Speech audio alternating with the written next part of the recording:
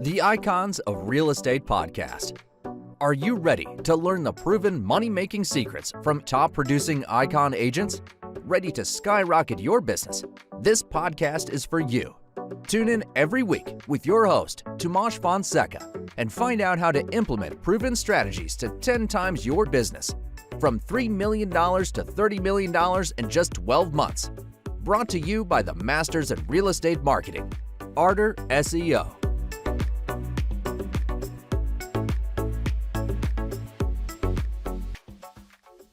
Welcome to the Icons of Real Estate Podcast. I'm your host, Patty Teal. Let me tell you about today's icon. It's Robert Whitelaw. Robert is a Southern Silicon Valley real estate broker for buyers, sellers, and investors. He's also a talk show host at Real Estate Realities with the Rebel Broker. I'm going to say that again. He's also a talk show host at Real Estate Realities with the Rebel Broker. He has a passion for real estate and tech to work smarter. Welcome, Robert. Thank you, Patty. I appreciate it. I was so surprised to have someone reach out to talk to me who worked for a podcast called Icons of Real Estate. Imagine my surprise. Oh, well, I think you deserve to be here very much. Well, thank you very much. Thank you very much. So what we generally do, I know you've been in real estate for a long time, is we have you tell your story journey of how you got to where you are and how you started. So tell us your story. Sure. So I actually got my real estate license just before I graduated from college. So I was still a senior in college when I got the license. And I was working for one of those big name, international offices that wears gold coats, and did the regular conventional real estate stuff. And I was the youngest guy in the office at the time. And the number one producer in the office was the next youngest guy. And so we I think those things naturally made us sort of come together, and he was working as my mentor, and I got all the usual stuff. I got the whole, let's do our meetings every week. And I don't think maybe Eye of the Tiger wasn't the song at that point in the late 80s. But how it is at a real estate office, you turn on whatever music is supposed to get people pumped up. Yeah. And Eye of the Tiger seemed to always be the go-to, at least when I worked at later offices.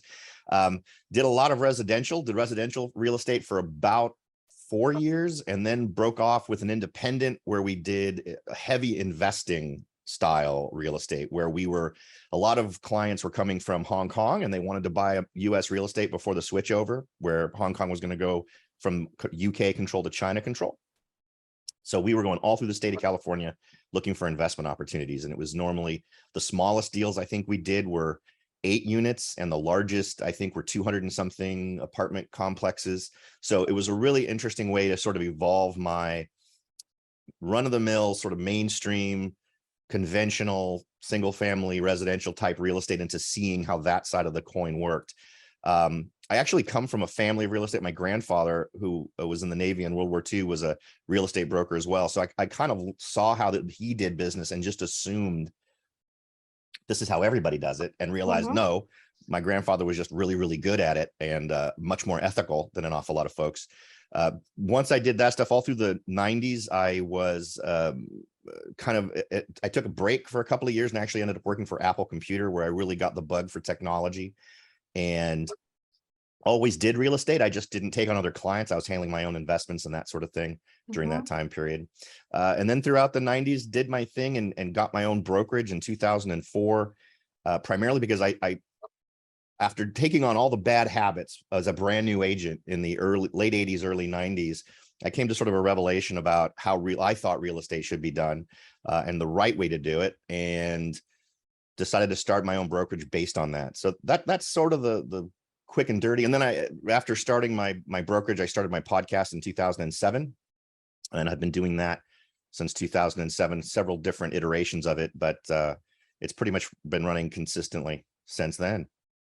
Oh, that's fun. And thank you so much for telling your story. So it sounds like through all this experience, not only have you been doing it a long time, but you did a lot of different things, investment, single family homes. So you're very well rounded.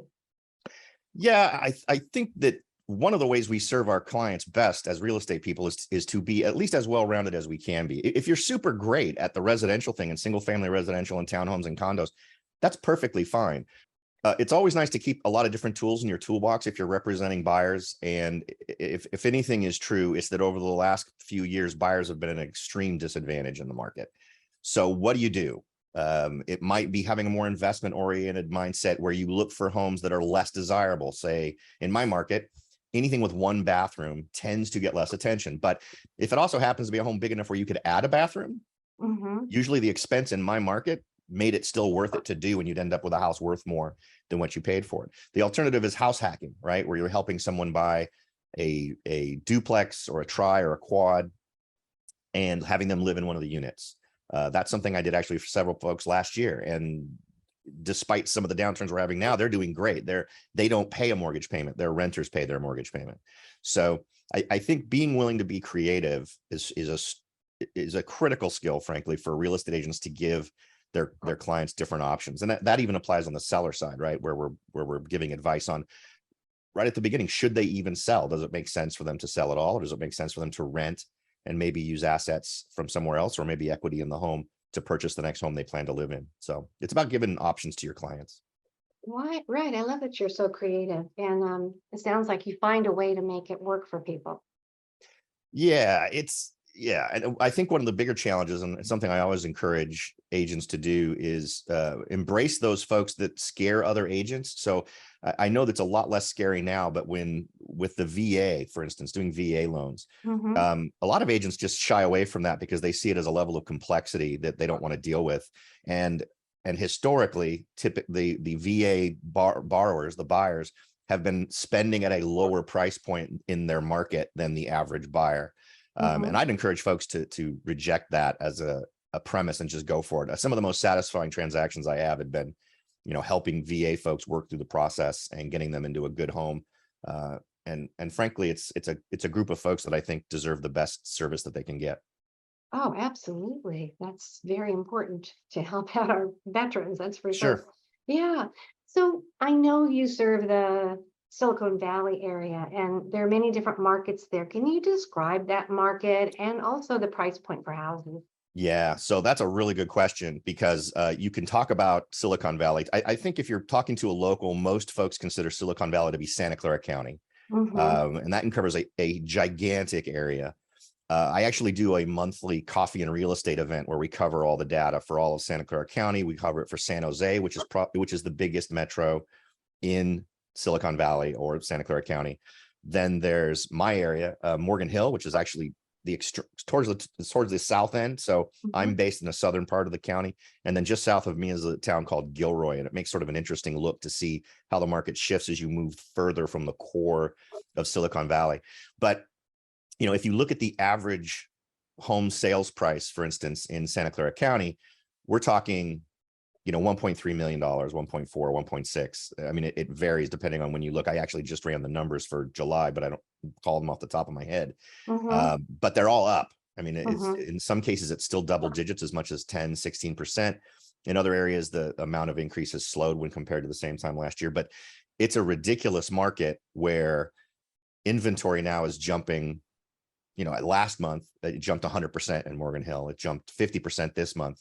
So we're seeing an accumulation of property, even though sales are down, even though listings are down, sales are also down enough so that we're accumulating inventory. So we're definitely shifting into a different kind of market. Oh, it definitely sounds like it. I'm familiar with the Santa Barbara market, and it sounds a little bit similar. There's just not much availability, Yeah. and still not, although it's starting to rise just a little bit. So, yeah.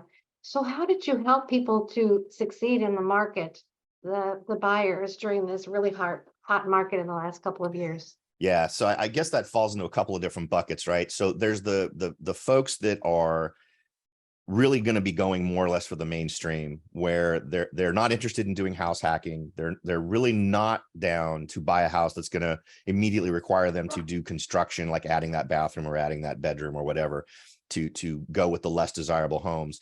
So it's about being competitive, and it's about coming into these transactions and understanding and calibrating the client that, given the reality we had in the example I'm thinking of from last year, letting them know put on your track shoes, because this isn't going to be a one offer and we're done scenario. The odds are we're going to make several offers, and we're going to be disappointed on a few things, because when they started their search, they were looking in the kinds of neighborhoods that have their own little books written about them, right? It doesn't have a name on a map, but like the Palm Villas. It's not called the Palm Villas anywhere other than this little book, but it's a super desirable place to live, right? For instance, in places like Campbell and other towns.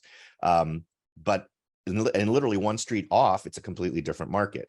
But they were hot to buy in that particular area. So one of the things that we ended up embracing after, I think, the third or fourth offer was, let's expand the area that we're willing to look. Where could we buy where we can get what we want, aside from perhaps that specific neighborhood?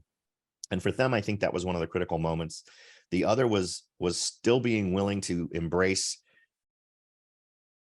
the minimum of what they needed to be happy in the home that they're in. Because we came across homes that were just laid out ridiculously, where they'd have to do a lot of remodeling when they went in.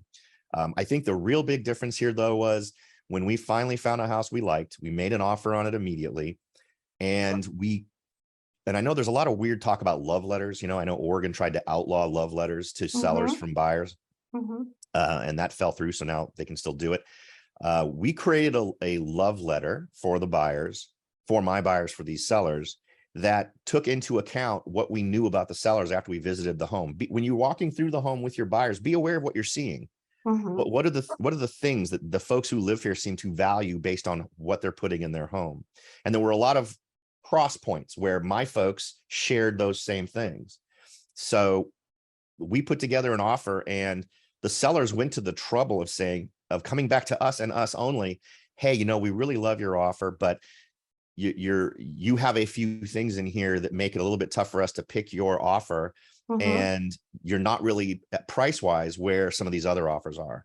So we did a little creative negotiation and came up with something. And I know for a fact, when everything was said and done, we got the home for under what the highest offer was. And we got some conditions that normally you would never get in the market we had. It used to be no conditions, no nothing, right? It had to be an absolutely clean deal. But we were able to make that happen for them. So, and they're in the home now, and they actually just had a baby.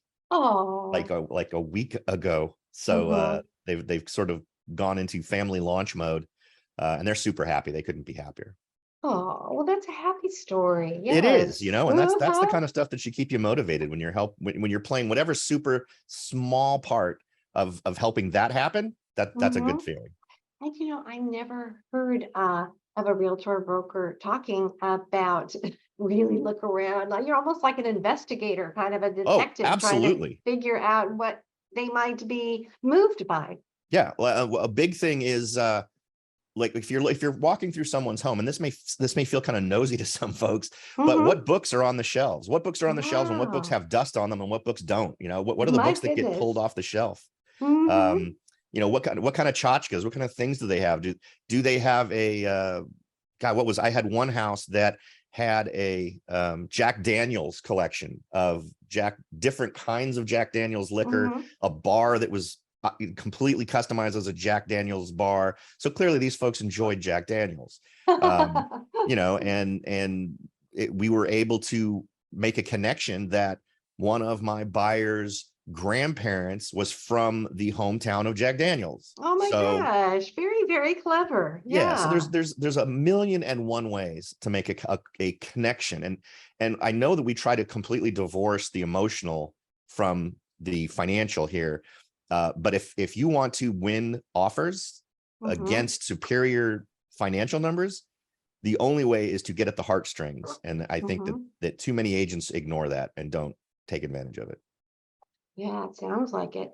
So I know, Robert, you said that the supply is up, though I imagine things are taking a little longer to sell. What is the average time that things are on the market these days? So in my local market, the most recent days on market is 16 days in July. And up until last month, I was almost completely ignoring days on market because it was an artificial number, right? The average number was 10 to 14. And the reason was because agents were simply saying, we're not going to look at offers for 10 to 14 days, right? They were saying, come with your offers on such and such a date, which was 10 to 14 days later. Yeah, so that is very artificial, isn't it? Yeah. So once you're not going to get any insights into the market by spending a whole lot of brain power thinking about that days on market, but we've seen an increase in days on market across the board.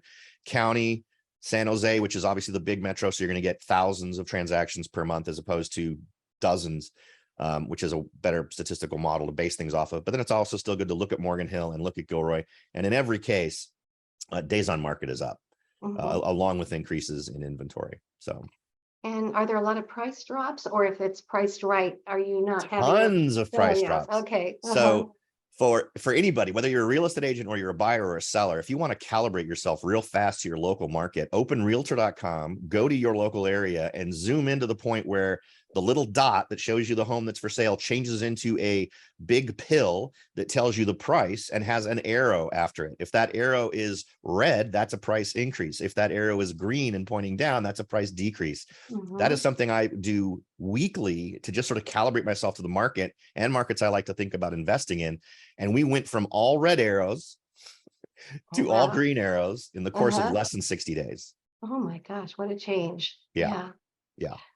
And how do you differentiate yourself from other realtors? And I know at times maybe critical is too strong of a word, but you have something to say about the way some realtors run their businesses. And I love that you use the word differentiation, because that is the thing. How do you differentiate yourself in a world where every agent has their 23-point listing checklist, right? Every agent has the same spiel. Yes. How do you differentiate yourself? Now, right now, one of the big things agents like to use to differentiate themselves is they're a top 1% agent.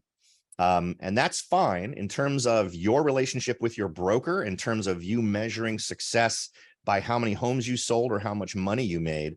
But to all those folks out there, whether you're a buyer or an investor or a seller or an agent, you need to all recognize none of those things say anything about how well you're going to be served by that agent.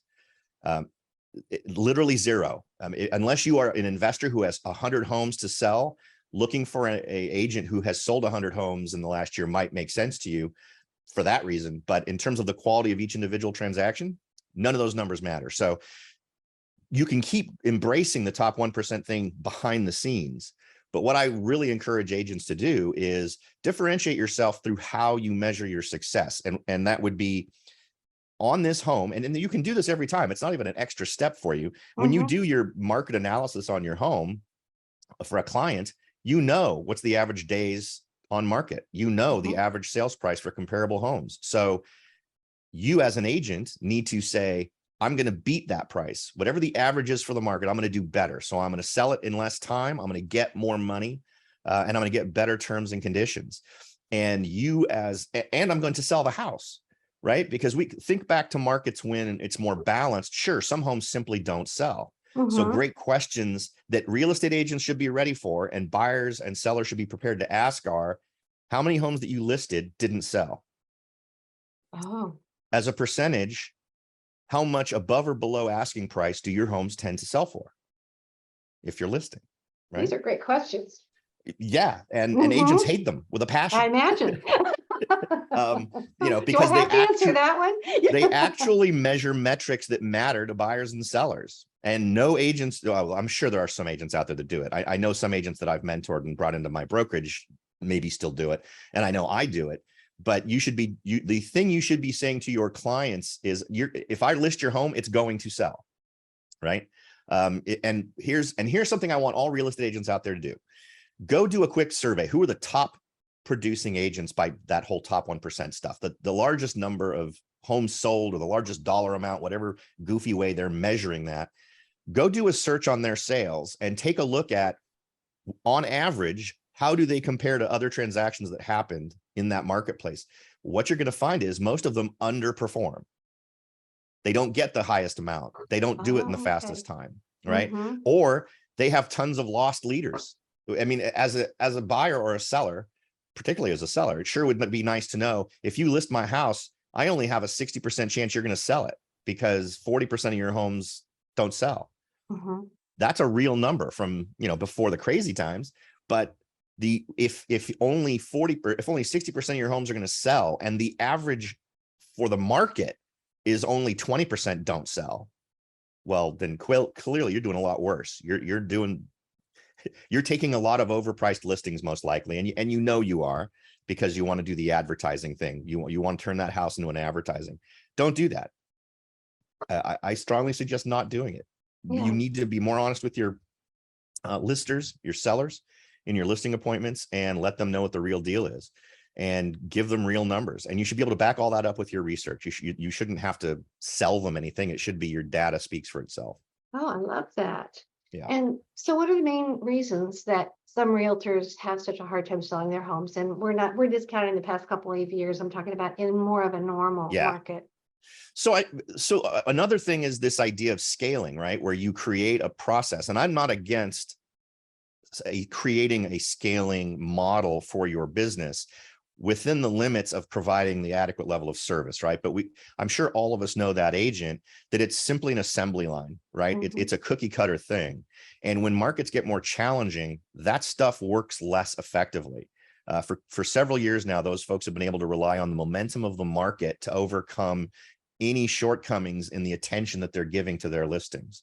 And as we get into a market where it's more competitive, the agent who does more creative things is going to get more eyeballs on the property, which is going to equal more offers.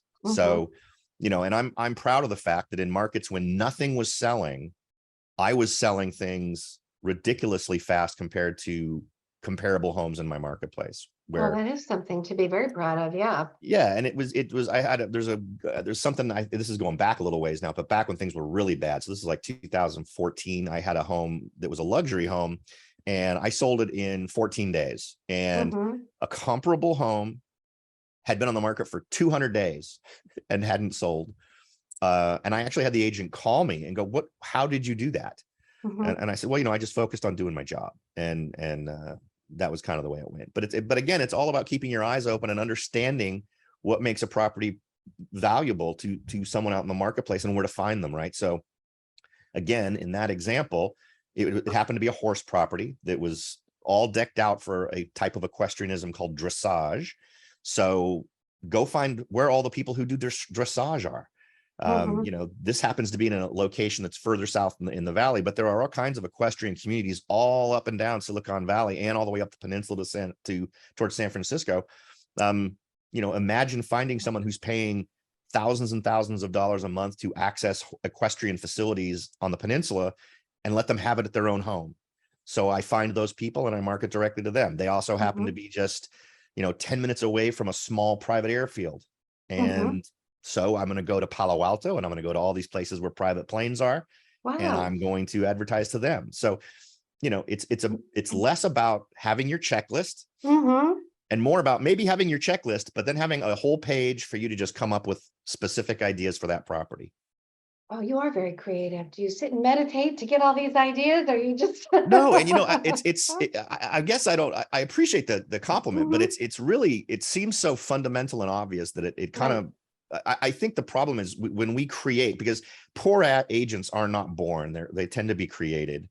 And the system that is created by most large companies, real estate firms, in terms of training you, have very little to do with being really good at being a real estate agent. They're about nurturing your pipeline, and what marketing do you need to do, and how much are we going to charge you for your desk fees, and little cookie cutter approach. And it's not even it's just about getting a human being in front of you, rather than how do you really take care of that human being once they're there, right? And that's a switch that needs to be flipped for all agents. Once you've got chain, and I like to delegate as much as I can of the marketing and pipeline feeding to other folks who can do it better than I can. I am awesome at marketing a house. I hate marketing myself. I'm not a pretty guy. I think you are. Oh, well, thank you very much. You're a wonderful liar, but that's not really a good compliment. well, the bottom line is, if you're looking for the prettiest agent, I'm probably not in the top 10 in my market. So as pretty as I may be, I'm not up there at the top 10 performing. So, it's about differentiating yourself in the actions that you take. And here's the other great part. While you can make money still doing the stuff that I think isn't great, when you do some of the things I'm suggesting, you're going to get so much more referral business and return business. And what's funny is you don't even need, and you always need to nurture your folks. But I had one client who I'd worked with, and they had fell off my nurturing board. 10 years later. I haven't talked to them since we Mhm. closed escrow on their house. They still remember my name and look me up because, I helped them facilitate building a cat house at their house. Oh, Right. gosh, So they, that's they really built a sweet. replica Yeah. of the house they bought in the backyard for their house, for their cats. Mhm. And because I was doing things customized for them and we were doing very specific things, they managed to remember me. So they gave me a call and they said, "Hey, are you even still in real estate? We don't even, Mhm. we're not." But so that was, I dropped the ball on follow-up, but the fact that I did things differently stuck in their head. So if you want to Mhm. stick in someone's head, you want the follow-up business and you want the referral business, I think everything I'm suggesting gives you much more power there. Right, right. So I'm sure a lot of your leads come from repeat business. Mhm. How else do you get people to find you? That is such a great question, and it's one I hate having to answer, right? I think all of us would love to simply have some sort of a cosmic shared knowledge that, well, Robert's just a great agent, so we should call him. Mhm. No, you have to put yourself in front of people, right? You have to figure out a way to get into their heads. So what I've done is I've delegated this to a market leader is probably one of my best partners in terms of they've got a site, it gets traffic, I get leads regularly from it. It's a Mhm. constant feed. I also do Smart Zip, which is a predictive algorithm based direct mail system. So Mhm. that's a new one for this year. I used to use a different one that wasn't giving me the results I wanted, so I changed over to these guys. I'm getting leads from them, but none of those have yet turned into a transaction. But Mhm. we'll see how that goes. I mean, as everybody knows, direct mail is a long game, not a short game. Right. And so the other thing that I've dipped my toes back into is Zillow, Okay. and that's not for the faint of heart. I've done Zillow on and off for decades. I was in the very first group of real estate agents they had do marketing on their site, and it was Mhm. fantastic. Within 48 hours of starting with them, I had a deal. I had Wow. a home buyer who literally flew in from, I think it was Michigan. We looked at one house and they bought it. So it was a great experience. And so that's going all the way back to the 2000s, right? When Zillow first started Mhm. doing that. And over the years, they've tweaked and changed, and it went from great to horrible from the Oh. point where I was spending, you know, many thousands of dollars a month on advertising and marketing with them Mhm. that was going nowhere. So I'm doing it again now, just dipping my toes in to see if the quality, because the quality of the leads just went through the floor. So I don't, maybe this is a more cautionary tale than anything else. But I'll tell you, the money I'm spending on Zillow, when I sit back and think about it, would probably be better spent doing Google advertisements and Facebook advertisements Yeah, I than what I'm noticed a currently lot of spending. people have a love-hate relationship with Zillow, It's and they're tough. very It's tough. expensive, as you said, but you did I, have I one success with it for sure. Yeah, I kicked Yeah. off my latest let's see how Zillow's doing now effort about 4 months ago in two Mhm. different zip codes, and I have gotten leads, but they are horrible. Every one of them Oh. has been horrible, meaning Mm. not even responsive, right? Supposedly they're talking to a human and filtering these folks and qualifying them in some way, but that's Mhm. absolutely not happening in the case of what I'm I seeing. see. Yeah. So I'll So probably turn that off in a month. I understand. So what are your goals moving forward for, say, the next 6 months? That's a great question. I took a lot of last year off. I have an investment property in Hawaii, so I took some time off, hung out there, and decided when I came back, I was going to go ahead and see if I couldn't double my business in the first year back. Mm-hmm. So I've been back really sort of back in the saddle, so to speak, for about the last, I don't know, 3 or 4 months where I've kicked off some of this new stuff. So that's really my goal. Mm-hmm. I follow up, every lead gets specific follow up with, like, for instance, I have two different pipelines. I have the get the value of your home pipeline type thing. And then I have Mm-hmm. I started a search for a home pipeline. So, and listings are still king, right? Everybody wants listings. So the first thing I do with them is follow up with a thank you card for using my online tool. And I make sure it's a handwritten card. It's not computer Oh, generated. nice. Mm-hmm. And I get a pretty good response from those. And then for the just started my search folks, I think it's important to, in some way, personally respond to every person who starts a search. So I had someone this morning who started a search specifically in Morgan Hill. Again, apply what you've learned about your market. And this person was searching for a home of a specific price range for specific features. And I thought, they should probably expand their search to San Martin, which is a community bordering the southern side of Morgan Hill, because they have a lot of properties like that. So I just suggested that in a response email, right? And I think being very high touch with your leads, particularly ones that have already shown an interest in finding a home, or ones that have already asked for a value of their home, I think is a key thing. And even if someone starts a home valuation of their home, one of the things I've started doing is give them a gift bag. I go to their house and I'll give them a gift bag that just has a Whitelaw and Sons Real Estate logo on the side with a tumbler inside that's also branded, to thank them for doing their search. So that's nice. I would like to work with you. That's just so personal. People must love that. Yeah, and and the other part of it is I wouldn't say don't work with a team. I think a team can sometimes dilute the experience for your clients. And to solve that, I go with the one throat theory, meaning if you are in a transaction with a client, the only person they should have to call to get the latest updates on what's going on should be you. It shouldn't be Anne, who's your escrow coordinator. It shouldn't be Robert, or the other Robert, or David, who's your loan person or whatever. It should always be you. So even if you have a team of 4 people, your client should never need to know their name. Wow. That's really interesting. It should just be you. You are the person they hired. You were there when they signed the listing agreement, or the buyer's agent agreement, and you're the person they should be dealing with. Yeah. So what's your biggest challenge?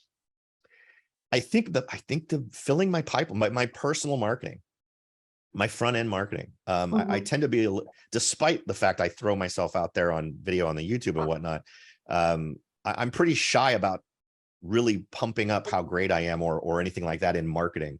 So I tend to not like the idea of doing that. And so it's probably one of my biggest challenges.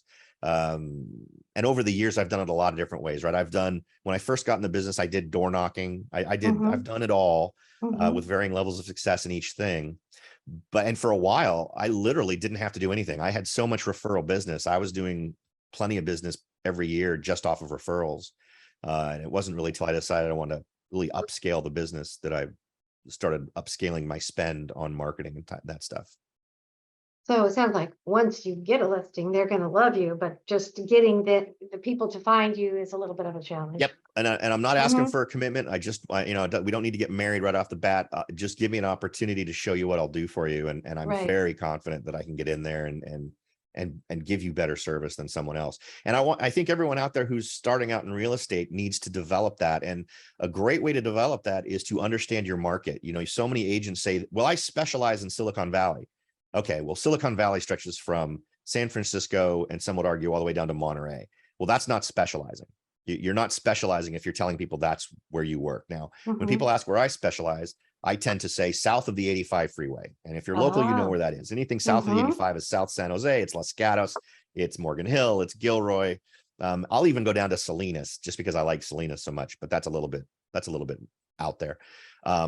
So that's kind of where I focus. I still get clients from areas further north of that, but that's not where I focus. So when someone, go ahead. I'm sorry. I was just going to say, be able to answer the question, how's this market doing?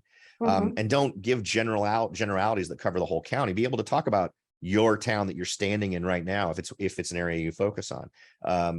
Every week, every day. I mean, I set aside 2 hours every morning just to do market stuff and figure out what's going on and to check in on my marketing and that type of stuff. So make the time to devote to that. Good advice. So most of your buyers are local. They're not coming from out of town. So it's a mix. I'd say about 10%. And here's an interesting bit. So obviously I've been doing this a super long time.